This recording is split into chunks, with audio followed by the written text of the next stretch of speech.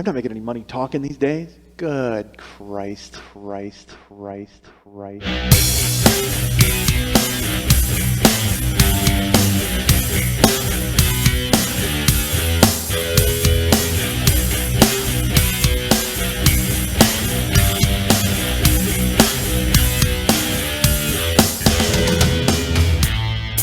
a dick, folks. I'm not gonna lie to you. Still am. I guess I am a decent guy because I'm a fucking jerk, and I'm not a jerk. Apparently, I'm a dick. I'm not an awful guy, but I've done so much ridiculous stuff. I'm an awful guy. Hey, what's happening? 40-Year-Old Boy Podcast. And America has changed, ladies and gentlemen. That's right. After 6 long months of struggle, an end has finally been reached. The conclusion has finally been drawn. Odds have been beaten, and millions rejoice as they realize that finally the long chase has ended and the Philadelphia Phillies have won the World Series. That's right. So suck it, Pittsburgh. I don't know why I pick you. I don't know why I picked Pittsburgh of all people to tell to suck it. But still, Stiller fans, suck it. I have received emails of congratulations about the Phillies. I have received emails from people telling me to shut the fuck up about the Phillies, which makes complete sense when you're doing a free show that nobody pays for. And why not go ahead and write the guy who's doing it and tell him what his content should be? That's a good plan. God forbid you just go ahead and listen to You Look Nice Today or one of the other podcasts. Why do I name check them? I don't know why. Because I always see it. Like when you go to the Podcastville at iTunes where all the podcasts live, you have to go in there, and then it's always there on the front page or on another page. So I don't know who they are. I'm sure they're wonderful people. Perhaps they've emailed me. Perhaps you should email them. I don't know how it works. All I know is the funny thing is when you write me and go, stop talking about that. Oh, okay. Well, I'll do that immediately then. That's a good plan. And this isn't to the people who were kidding. Some people were kidding when they wrote me. Some they were being very funny and they were very nice. But there were generally, I'm not kidding you, there were people who wrote me and told me to shut the fuck up regarding the Phillies. And I immediately, of course, snapped to it and went, yes, well, then the first thing I need to do is talk about the Phillies for 25 minutes in the next goddamn show. Because who the hell does that? Sports are ridiculous. I did my buddy Brian Noonan's show on WGN. If you get a chance, listen to my friend Brian Noonan on WGN overnight. He's on Friday night and Saturday night in Chicago on WGN. You can actually listen at WGN.com, I think. Radio.com? WGN Radio. Who knows? Go find him. He's funny. So Brian Noonan, I did his show the other night, and we talked about a bunch of different things, and we talked about the Bears, and I received emails from people, crazy people, like this woman wrote us, taunting us about the Bears, like calling us out, like as if we were in a bar and she wanted to fight. I mean, it's so ridiculous. And it's so funny. I had Karen read the email, and Karen just said, "Oh, I think this woman might be special." And I said, yeah, you know what? You're probably right, because nobody gets that angry over football at some voice on the radio and then writes them these long emails about how the Bears suck and the Packers are great. And I'm just like, good Lord, people are insane. Why do you pick sides? I guess I understand why you pick sides. It's sports, so you're supposed to pick a side, and you like your guys and don't like the other guys and stuff, and it's all a distraction to keep you from looking at the fact that you make no money. That's what it is. That's all sports is. Sports is a bunch of guys who are making billions of dollars, and we invest in it because it keeps us distracted from the fact that we're eating soup. And although I enjoy soup, but when it's the only thing you eat for a long time, you're like, God damn, I hate soup. My mom used to do, oh my God, when we were kids, my mom used to make chicken soup, and you would have to eat it for like 5 days. Like it was one of those things where it was just this Dutch oven, this huge fucking dumpster full of soup that my mom would make, and because she got 5 kids, so if she got 5 kids, she would make it, and you got to stretch meals, you know what I mean? Because you're fucking poor. We had to, oh man, when I was a kid, we were poor. We had to drink powdered milk. You ever have that?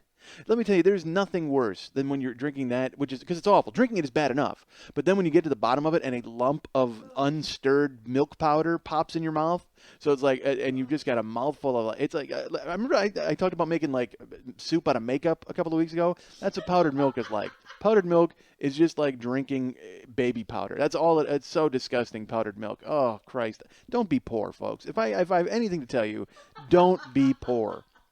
And again, this is a tip for these times because everyone seems to be tailing off and spiraling, and we're all in a death twirl heading for the fucking ground. But pull up, folks.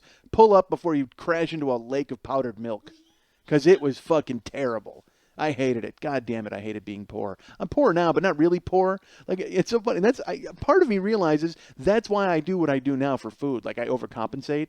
That's one of the reasons why I got crazy fat, because when we were kids, we were poor, and it was a constant fight with like 5 brothers, and, if you didn't get a Debbie cake, you weren't going to get a fucking Debbie cake. There's a huge battle royale for the last fucking donuts, that kind of stuff. So that's why now, at 3 in the morning, when I go to Jack in the Box, I'm doing it because when I was 11, I couldn't. You know what I mean? And so I know that's why I got crazy fat. Like I'm just ants and the grasshoppering food into my stomach for the long winter ahead. I know that's what I'm doing. My head's a fucking crazyville. I can't even explain it. Powdered milk. Oh, it was so bad. My mom would make this giant thing of soup, and we would have to eat it. And it was like, my mom made amazing soup. She was an amazing cook. But around day 5, please. I mean, it's literally, it's like eating the oil after you change it out of your car. Like, that's what it's like, because it's been in the fridge, and you got to skim off the top, which has gotten hard, and it's like fat. Terrible. So my mom would make homemade chicken soup. So one time we're sitting around the table, and also my mom was notoriously angry all the time. So she makes the soup one day, and she's in a fucking furious mood. She's been slamming cabinets and opening drawers and, throwing spoons and, the whole. You got to walk on eggshells around my mom when she's like that, because it's just, you never know what the fuck's going to happen. So my mom finally, it's like the 8th day of eating this soup. I mean, it's like the Olympics of soup, because it just goes on, and at the end of it, all of us should get medals for having stuck it out that long. So it's me and 3 of my brothers, Glenn, Andy, and Scott, and we're sitting around the table, and it's this horrible pallor. I mean, everyone is just, there's this air of death hanging around. My mom is sitting there. She's just fuming. And then she goes in the other room, and she leaves her Coke on the table. And so to make my brothers laugh, I'm going to drink my mom's Coke. Like, I'm just going to be stupid and grab it and just drink it and see if she notices. Like, it's just that kind of thing where you're just being an idiot. So, my mom leaves the room, and I look at my brothers, and they look at me, and I reach over, and I grab my mom's Coke, and I just take a huge fucking slug of my mom's Coke. Oh, my God, it's a Crown Royal and Coke. I have no idea. I'm like, I think I'm 14, and I just make this face like, oh, man. It was like drinking fire. And my brothers think it's fucking hysterical. And so then my mom's like, and, it's like, what the fuck's going on in there? Nothing. And I'm just like, it wasn't even, it might have been Crown Royal. And then, literally she put it next to a bottle of Coke. Like, and that was how much Coke was in it. Because it was just it was like drinking a fucking, I may as well have just drunk the soup right out of the goddamn pot without even blowing on it. It was so hot. And so then my brothers are laughing, and we're all quiet. And then it's quiet again. And my little brother Andy was always kind of like a get-along guy. Like, he always tried to make my mom happy. And so we're sitting there, and Andy, he takes the soup, and he has some, and he goes, "Soup's real good, Mom." And my brother Scott just goes, "Liar!" That loud. Right in his face. "Liar!" And then my mom goes, "What the fuck's going on?" "Nothing." We're cracking up. But I couldn't believe that Scott did that to him. Right in his face. "Soup's real good, Mom." "Liar!" My brother Scott, when he got older, he hung out with these juvenile delinquents, this kid Mike and this kid Sean. So they found a pocket knife one time. My brother Scott's carrying a knife, and he's like 11 in his sleeveless crocus shirt. And they walk by Dunkin' Donuts, and he looks at his friend, and he goes, "Watch this." And he runs into Dunkin' Donuts with the knife, and he opens it up. And there's like 8 people in there, and he runs in, stops, and goes, "Check out my blade!" And then turns around and runs out. Just runs out of Dunkin' Donuts. I picture these people at Dunkin' Donuts just like, what the hell just happened? Was that an 11-year-old kid with a knife? Should we call a cop, or is he going to hurt somebody? Oh, I think he was going to hurt somebody. He would have gone off in here, wouldn't he? Can you imagine killing 8 people with a knife in Dunkin' Donuts? I mean, that's a tough slog. You got to guard the door. You got to be killing them with one arm, and then kind of guarding the door with the other to make sure nobody got away. And you got to hope nobody in the back gets out. You got to hope all the cruller chefs come forward to try to battle you instead of slipping out the back and trying to get a cop. "Check out my blade!" I love it. Just runs in and freezes. "Check out my blade!" And then runs away. That's the kind of shit that's great. I love doing that. We went and voted yesterday, and and by the way, I'm not telling any. I think it's all done, right? Barack Obama won. Does everybody know that? Did that happen? Spoiler alert for anyone listening.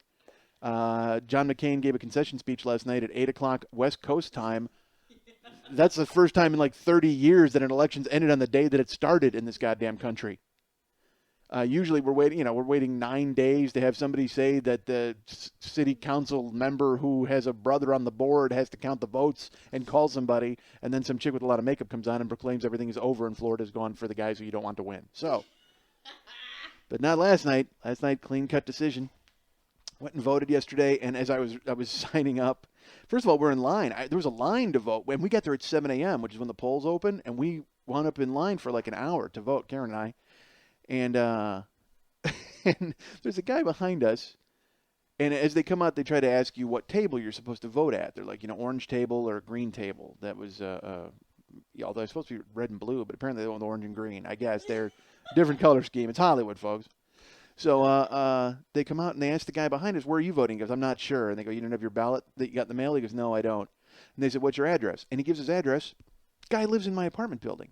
I've never seen this guy in my life. So we go, you live there? We live there. And he goes, oh, great. And his name was Chris, and we shake his hand. And we go, how long have you lived there? He says, 18 months.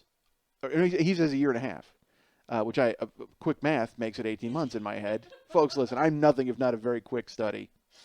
The second he said a year and a half, and it's stupid because I had to change it to 18 months just because, to be cute, I guess. But he goes, a year and a half. And I go, how have we not seen this guy for 18 months? And literally, I have never seen this man. In a year and a half, he's lived in my building. And I mean, I do come out of my apartment occasionally, and I go and check the mail at least, or I walk around. I've been in the pool. I've never seen this guy. So now I was wondering if he was like, you know who he's like? If you ever see the movie Stripes, at the end of the movie Stripes, when the guys are all caught and they're in Czechoslovakia waiting for Bill Murray and Harold Ramis to come save them, there's a guy who appears who has not been in the movie at all up until that point, but now he's in the platoon. My buddy pointed out to me, Mex, he's like, do you ever see this guy? Literally, you're watching Stripes, it goes on, and the movie's fantastic, and then they get captured and they go to Czechoslovakia, and when they're being interrogated in the prison and then Bill Murray comes to break them out, there's this little nondescript guy with glasses who has not been in one frame of the film up to that point, but now he's part of he's part of their posse, he's hanging out with them. And so now I'm trying to advance any theory possible, like was he in the prison in Czechoslovakia before those guys came, and he just tags along for the escape? I don't know who. If you ever see it, you've got to watch Stripes, and then at the end, you'll see the guy with glasses. You're like, who is that guy? Nobody talks to him. Nobody says that. He's just kind of going along for the ride. He leaves when they escape. He doesn't get off the plane at the end when they come back to America. He's just this weird guy who was in almost like they said, you know what, we need one more guy. This doesn't look like a platoon just yet. We need one more person involved. And they stuck this guy in. And he walks around like he couldn't care less about what's happening. When the escape is happening, he's just kind of like wandering around with his hands in his pockets. It's terrible. He looks like, have you ever seen one of the old Motley Crue videos where they made Motley Crue act? Like, when they're on stage and they're singing and stuff, hey, it's Motley Crue and they're awesome and yay, they're blowing things up and singing. But have you ever seen the ones where they have to fight people? Like, there's in Too Young to Fall in Love, they have to go to Chinatown and fight a bunch of ninjas. I mean, it's like, yes, that's what happened. Motley Crue had to go fight the ninjas. The 80s were fucking awesome. So, in another video, in Shout at the Devil, if you ever watch, is it Shout? No, it's Looks That Kill. In the Looks That Kill video, Motley Crue, they're fighting these really good-looking girls with crazy hair, and it's in a post-apocalyptic world, as most 80s videos were. It's funny, have you ever watched a Rick Springfield video from the 80s? He shatters glass in every single video. Glass is smashed, whether it's a mirror or a glass is thrown or a bottle or someone crashes through a window.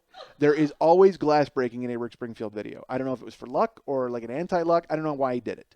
But in Motley Crue's videos, and they were fighting ninjas and hot ladies, Mick Mars, the guitar player for Motley Crue, is walking around like he's looking for a shirt at the mall. Like he wants nothing to do with it. And he's in his full Mick Mars gear, like his hair's all teased up, and he's got his war paint on, his crazy makeup, and his leather outfit.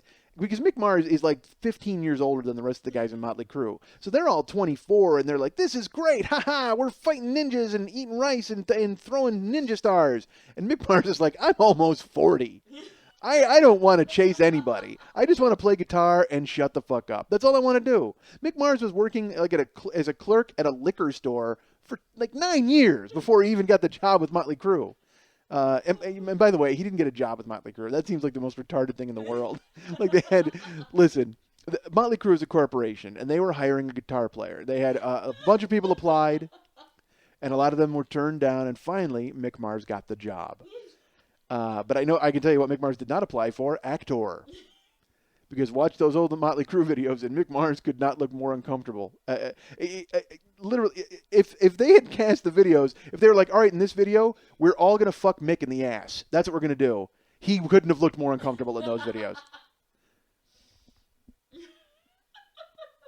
So we went and voted yesterday, and finally I get in, and I go to apply, and I apply. I'm applying for a job at the voting booth, whatever. So we get in to vote, and I asked the lady finds my name, and I sign it, and I said, hey, can I use the deaf machine just for a challenge? Oh, God! And she said, what? And I said, because there was nobody at the deaf machines. And I said, you know what, can I just go and use the deaf machine? Because I don't know if you've ever seen the deaf voting machine. It looks like Simon. Like like the light up game where you have to remember the lights, like red, green, bop, bop, bop, bop, bop. That's what the deaf machine looks like. It's got like a weird symbol and like an ampersand and these 4 huge yellow buttons, which I don't understand why they made the huge buttons for the deaf machine. They're blind. They're not blind. I mean, they're deaf. They can see small buttons. If they were blind, I can understand you make giant buttons. But the deaf machine has these huge buttons. So I said to the lady, I go, can I use the deaf machine? She's like, what? I go, well, just for a challenge, just to, see how it works. And I go, plus, there's nobody over there. I wouldn't have to wait.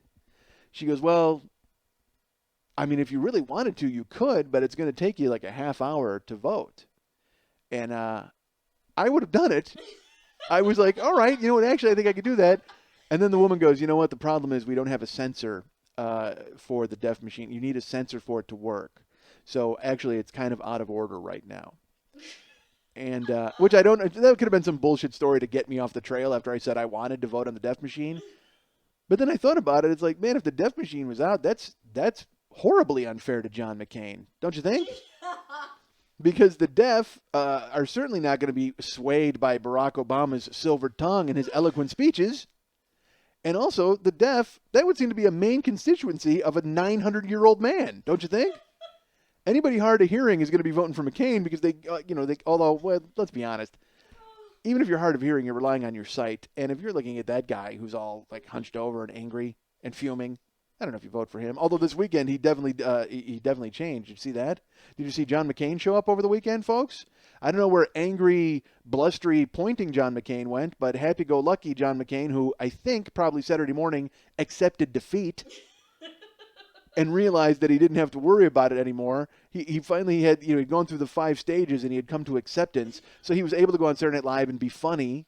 And then on the past 3 days on the campaign trail, he was like interesting and funny and making jokes and having a good time. And it was like, oh, this is the guy from a million years ago who didn't have to shake hands with Jerry Falwell. Remember that? Remember when this is a guy we all liked and considered possibly voting for? And I'm sure some of you voted for him now, and that's fine. I'm sorry your guy lost. Again, I don't mean to be crazy trash-talking Jones, but fuck it, your guy lost.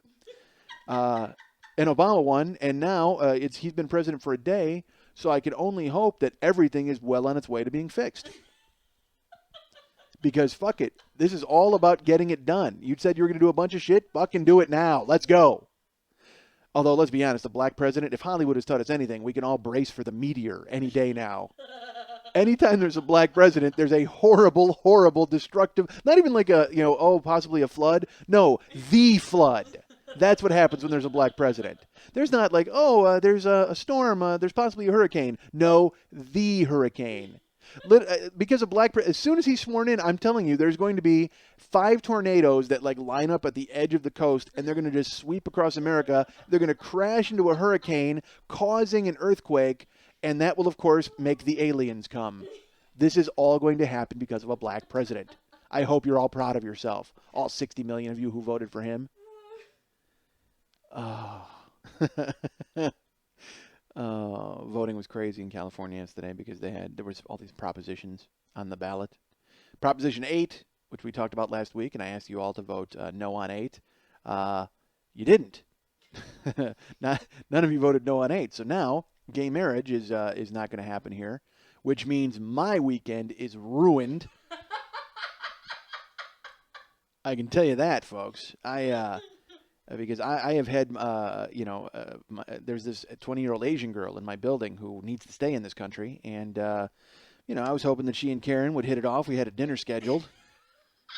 Maybe the two of them could go out and we'll go to Chin Chin's and have some bao. And then maybe they'll decide to stay. And I only ask one small price for her gay marrying my wife. And that would just be one honeymoon night with the three of us. Enjoying each other's company and talking about China. So, yeah, gay marriage defeated. Gay marriage defeated in this state, yet Proposition 2 passed. Proposition 2 was to make sure that chickens and pigs couldn't be kept in too confining cages because it was cruel to animals. And yet Proposition 8, which is gay marriage, was defeated. So that'll tell you what all you need to know about the electorate in California. They would much rather a chicken could do a sit-up than gay people could be happy. Fantastic. If only we could eat gay people, maybe then we would care about their rights. If there was a way we could just fatten up the gays and then eat them for our own sustenance, then we would vote for them to be happy for a little while. These people granted chickens and pigs happiness and yet told gay people to get fucked. What is wrong with you? Come on. Do you hate gay people that much? Why does it bother anybody that gay people get married? Good God. I don't understand it. I never will understand it. And yet these people thought it was important that a goat could do a pull-up. Listen, let's be nice to these chickens and goats. And my favorite thing was scare ads are brilliant. Whenever they try to fool you or scare you into doing anything and they have some little kid cry and holding a swastika flag, there's always some horrible ad. The best ad I saw was for Prop 2. Prop 2 was, again, to vote for chickens to enjoy their dancing time. I don't know what they do. But in the ad, they were talking about how that it was against that ad. This guy was anti-chicken sit-up. And it had this scary voice. And he was like, farmers in California will be forced to recreate their entire farms and they will go out of business. And then dangerous Mexican eggs will flood the marketplace. What? Dangerous Mexican? What is in those dangerous Mexican eggs? Are they like pterodactyl eggs? What are you talking about? Who's frightened of dangerous Mexican eggs? Literally, that was a guy who went, well, what do people hate? Immigration. Let's tie it in with the egg business. That is brilliant. That is so great. Just like, these dangerous Mexican eggs are coming across the border to take American eggs' jobs. We can't allow that. Vote no on Prop 2. Put your chicken in a suitcase. That's what he should have just said. Put your chicken in a suitcase. That's Prop 2. Oh. We're not, and I will tell you this, though. It's not just here. I don't know if you saw this in Nebraska. In Nebraska, affirmative action, a bill to ban affirmative action passed. So there is no more affirmative action in Nebraska, which is a crushing blow for Jerome, the black guy who lives in Nebraska. That's tough. That is a real sock in the face for him, as the bill to defeat affirmative action was defeated by a count of everybody in Nebraska to 1. Poor Jerome standing in line to vote, waiting to go ahead and get in there. And he must have seen that coming, right? Let's face it. There's literally the only person, and they don't even need affirmative action for black guys in Nebraska because the only job available is college football player. And once you've got that job, you've pretty much got 4 years to get it done. And then once you graduate or get out of that job, that state is fucking taillights to any black guy. There's no way he's sticking around. Black guys hate corn. They hate corn like they hate swimming. They're not into it. Oh my God. What? Seriously. Those guys are just an entire state votes against affirmative action. Literally, it's like they heard that California was voting against gay marriage, and they were like, God damn it, they're really going to be more intolerant than us? That can't happen. Who do these people think they are, hating more than us? We must hate more than they hate. Hate must kill hate. That's a lot of hate. So that's it. The voting is over. The election has been won. And Obama and his puppy will be in the White House soon. That was great. Made sure he said that in the speech. People go crazy. But at that point, he could have said anything, and people would have been like, yay. And again, I love chaos. I almost wish at the speech last night if he would have just like put a turban on and said, all right, guess what, folks? Everything you've heard is true. Let's do it. Let's bring out Vice President Ayers. Ha-ha! Here he is. First order of business, let's blow up the Pentagon again. All right. And I would have just smiled. I would have been like, yep, let's do it. Oh, Jesse Jackson weeping last night. He was crying, and even that rhymed. I thought that was really strange. I couldn't. So the voting is over. Everything's over. The election's over.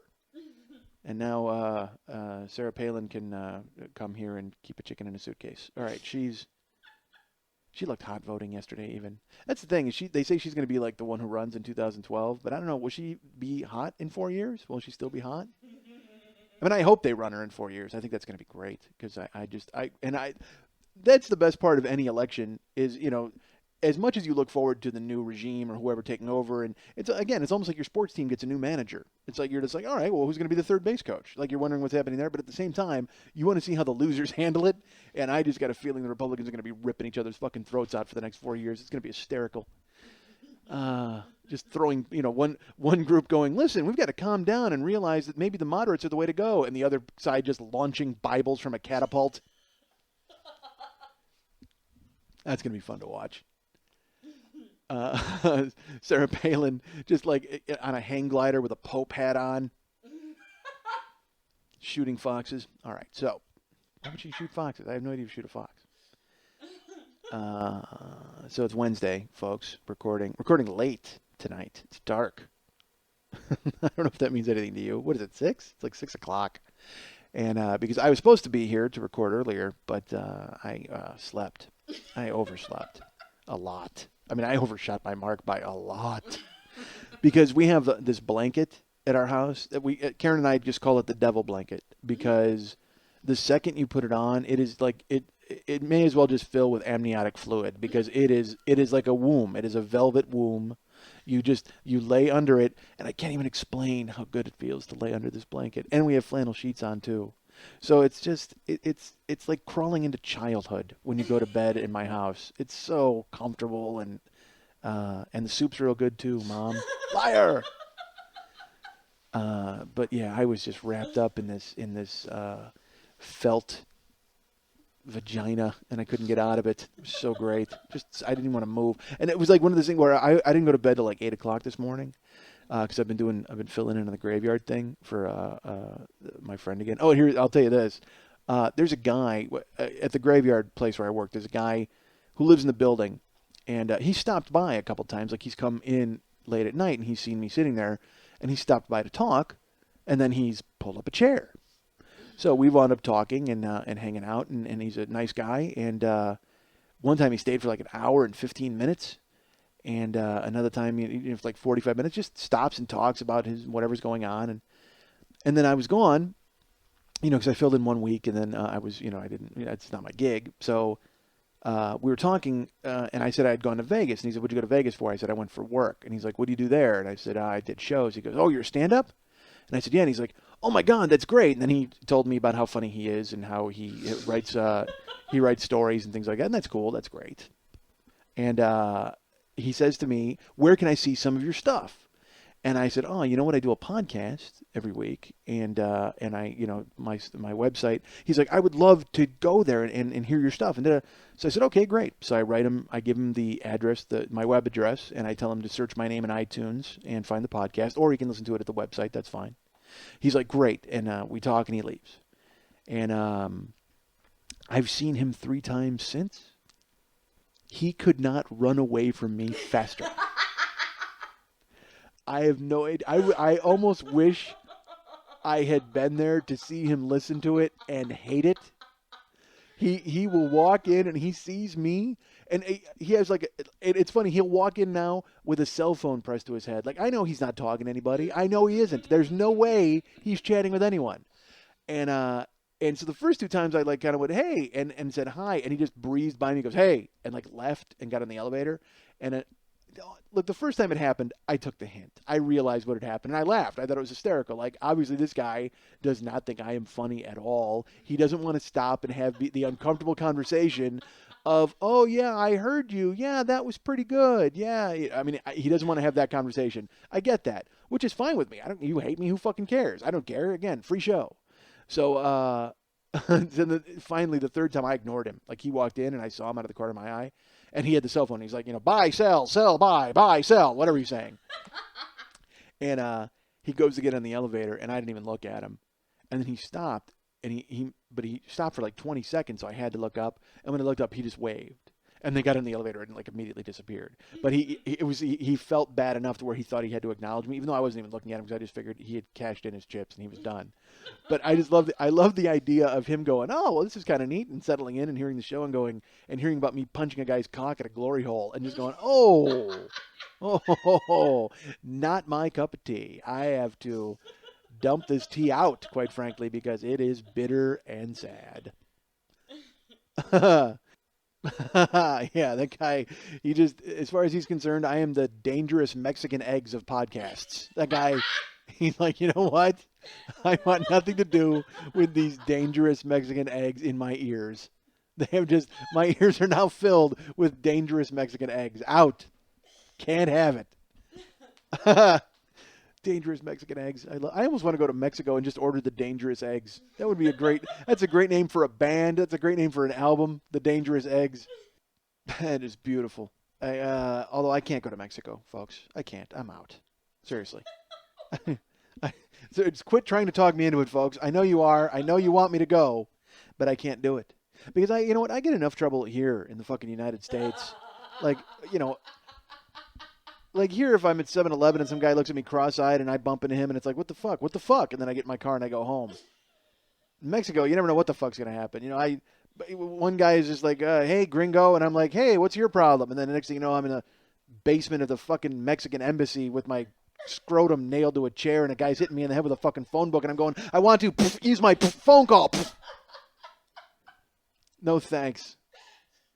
It's an entirely different world. I had a buddy of mine. This is what turned me off Mexico completely.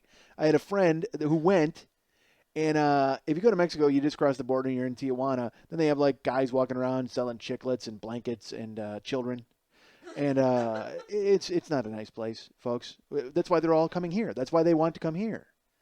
Although, quite frankly, now with the new president in tow, everything's the meteor coming. All right, so. But a buddy of mine goes to Mexico, and this is what happened. He goes to a hot dog cart, and he orders a hot dog. And the guy gives him a hot dog, and he grabs it, and he takes the hot dog, and he goes to take a bite out of it, and he chomps it, and it's green. And he said it looked like a finger. Like, it looked like they had put a finger in a bun. Like, it was one of those, that the ends were exploded, and it was green, and it had just been floating in the hot dog brine for just... So he hands this is what happens. My buddy's like, yeah, I'll take a hot dog. The guy puts the hot dog on the bun. My buddy takes it, bites it, sees that it's green, and looks at the guy and goes, oh, man. And the guy's like, you got to pay me. He asks for the money. And my buddy goes, I'm not paying for this. This hot dog, look at it. It's green. It's terrible. It's horrible. The Mexican hot dog cart guy, now faced with the fact that he has given a hot dog that has been bitten and not paid for, doesn't demand payment. Doesn't say, well, I'm sorry, I apologize for that. Let me get you a fresh hot dog. Doesn't say, hey, fuck you, you got to pay for it. You bit it. No parlay, no back and forth. Just stabs my friend with the hot dog fork. Doesn't even think about it. Like, literally, it's like, hey, I'll take a hot dog. Here's your hot dog. Bites the hot dog. Oh, this hot dog, look at it. It's green. I'm not paying for that. Stab. Right in the side, just fucking plunges a fork, one of those two-pronged, huge forks, plunges it into my friend's side, and my friend just like, what the, and the guy starts yelling for the cops. After he stabbed my friend, he starts yelling for the cops. And my friend just takes off running. Like, he doesn't know what to do. He has that weird panic. Everything kind of floods. His emotions flood him where he's like, well, I guess I want the cops, but this guy's yelling and I'm bleeding now. What the fuck do I do? Takes off running. He just starts running for the border. Like, I mean, just to get out of there. And finally, as he runs, the cops chase him down and they grab him and they're going to drag him. And he's like, he finally explains that the guy stabbed him. And the guy is over there going, he wouldn't pay for the hot dog or whatever he's saying in Spanish. I don't know what those people say. But he's just babbling and he's talking to the cops. And meanwhile, one of them is talking to my friend. And my friend is like, look, and now my friend is really bleeding. Like, it's bad. So the cops, this is what they do. They don't bring him to a Mexican hospital. They don't stitch him up. They don't arrest him. Thank God. They just go. They tell him to leave Mexico. Get out of the country. That's what they say. Go. And they just point at the border. Like No Country for Old Men now. He's like Josh Brolin. He's got to wander bleeding over the fucking back into the United States. And he wound up in the hospital. He was in the hospital for like 3 days because he had to get shots, all the tetanus shots, and who knows how rusty that fork is. I mean, let's face it. If it was stuck in that hot dog, who knows what was on that goddamn fork. But whatever was on that fork was now in my friend. And so he went to Mexico for a nice little donkey show, and it turned into a Stephen King novel. That's what happened.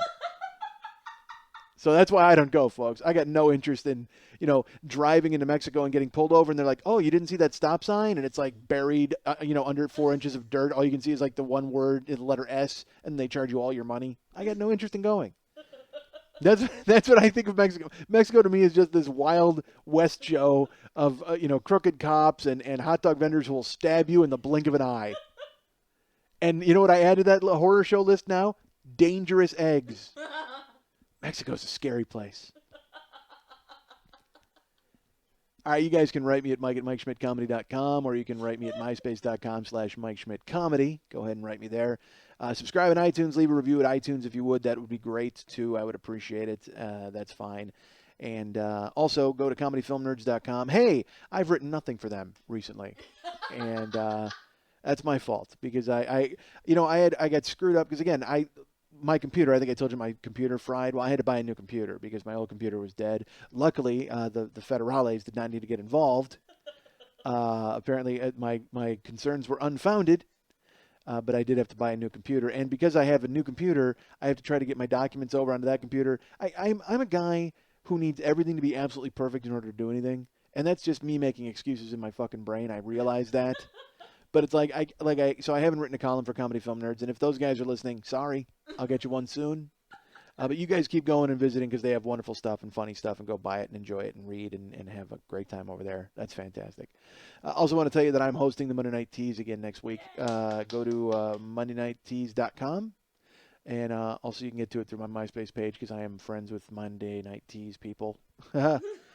But I'm hosting next week, and who cares that I'm hosting? It doesn't matter. But what does matter is who's there. Dizzy? Is Dizzy there? No? I don't know. We don't know who's there, but it's going to be a fantastic show at the Monday Night Tease next week. Burlesque411.com also gives you all the information you would need. It's at the 3 clubs on Gower, I think? On Vine. To the 3 clubs on Vine in Santa Monica. So go check that out on Monday night at 10 o'clock, the Monday Night Tease. It's Monday, November 8th, I believe. What is that? Is that the 8th? The 10th, Monday, November 10th. All right. As indicated by the length of the show, folks, I wasn't feeling it at all. That's why I don't have dates. I don't have stories. I got nothing for you folks this week. The devil blanket has sapped me of the will to speak. Like I was completely just, literally, it's all I can think of doing. Just going back and crawling into bed and rolling myself up like a burrito in this fucking blanket. I can't wait. Just flip channels. God, I love flipping channels. Let's watch E. I hate E. You know what? I fucking hate E. Let's go ahead and say it.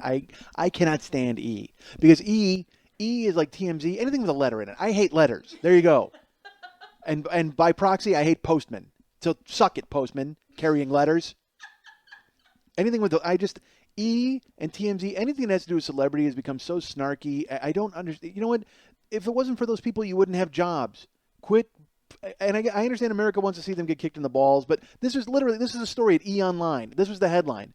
Are people finally getting sick of Kanye West? Really? So you're just now openly rooting for people to not like him? That's how bad. It's not even like a backlash. That's just like a big fuck you to Kanye West. Are people finally getting sick of Kanye West? No, they're not. They continue to buy his albums, and they continue to enjoy his concerts. Is that okay with you? Nameless person in cubicle writing fucking snarky headline who will never be famous and will never know the adulation of millions, you fucking prick? I don't get it. It's like literally, why not all headlines should be like that? Just be, hey, has America finally decided to punch Tina Fey? Why not? You know, because she's famous. People like her. Let's go ahead and take her down a peg. Let's let her have it. Hey, you think the public will ever sack up and murder Tom Hanks? Maybe they will. Maybe if you keep writing stories about it, you can finally convince somebody to do it. And then guess what? You'll have more things to write about. Honestly, it should be, seriously, why doesn't someone rape Madonna? That's what the story should be. And Madonna, although I can answer that question, why won't you rape Madonna? Because she is nothing but fucking 95 pounds of muscle at this point. Have you seen Madonna? She walks around, she looks like a coiled spring with a mustache. Oh my God. She is just this fucking taut, like crazy, muscly, wiry. You know, she looks like Slim Goodbody. You remember Slim Goodbody? It was like, if you don't remember what it was, when we were kids, Slim Goodbody was a guy, and he wore a leotard that had all the muscles and the muscle groups on it. Like, that's what Madonna looks like to me. She looks like a cadaver from a fucking medical school that dances. It's crazy to me. She looks like a skeleton with a blonde wig on, and crazy. And then she's getting divorced now, all the stories about that are crazy too. Where it's like she had a contract with her husband, and it designated the times they were supposed to have sex, and then he was supposed to study the Kabbalah. And I got to be honest, if I'm him, I would have asked for more Kabbalah time. I would have put sex with Madonna on the back burner, because that would be like sticking your dick into a soda can at this point, don't you think? Just all sharp edges and all Christ. Madonna is just she just looks frightening to me. I again, that could be just me. Maybe you folks are out there going, what are you talking about, Mike? We love Madonna. We think she looks fantastic. That's great. It's just that I would rather fuck a blender. I got to be honest with you. I don't think. Because I think you would have a better chance of your dick surviving that than putting it into all of the sharp edges that Madonna brings to the table. And also,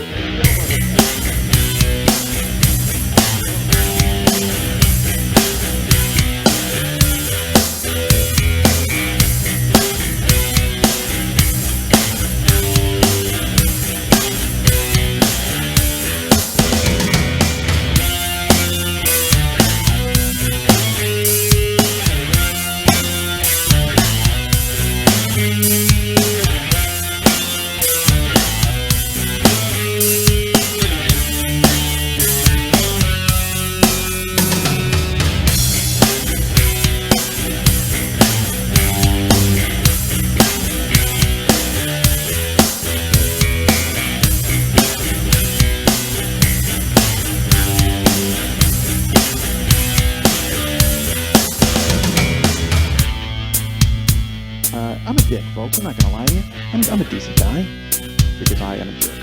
And I'm not a jerk. Man, I'm an awful guy. I'm not an awful guy. I am not a good guy. But I don't think I'm a bad person overall. So, and go ahead and by all means judge that. I'm kind of a jagoff. I got no future. What am I talking about? But I am a jagoff. And I'm not a jerk. I'm a nice guy. It's just, I guess I have jerky tendencies. I've done so much ridiculous stuff, and then I wonder afterwards, I'm like, man, how come I don't hang out with anybody? Here's why, because you're a dick.